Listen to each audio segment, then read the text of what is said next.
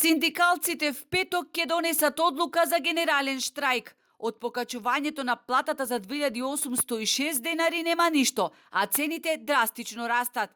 Синдикалците насамарени велат на 1 мај излеговме на улица, бидејќи во Македонија се покачи освен платите. Во толпата беа вице-премиерот Битики и министерката за труд и социјала Тренчевска, кои во очи не излажаа. Не само што не се решија прашањата, туку и не најдоа простор во ребалансот на буџетот да се зголемат платите, особено во јавниот сектор.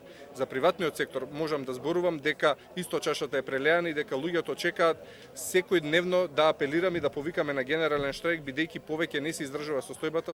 Меѓутоа, со вакво зголемување на платата и кажување дека имаме непродуктивни работници или ќе ја мериме продуктивноста, а од друга страна се купуваат возила за владата или има таму пута 10 непродуктивни трошоци кои што ни секојдневно ги трошат на грбот на граѓаните, навистина нема тоа да се дозволи.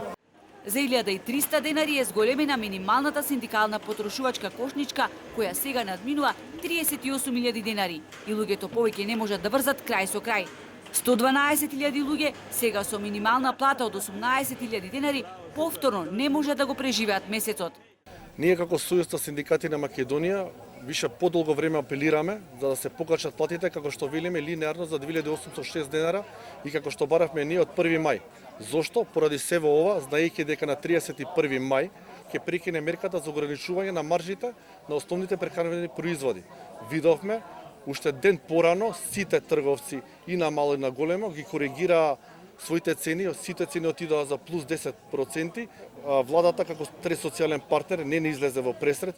Нашите анализи покажуваат дека инфлацијата на месечно ниво се движи од 10 до 12%, но од 31 мај, кога ќе ја мериме инфлацијата споредбено за месец јуни, таа ќе биде преку 25%, укажува Димовски.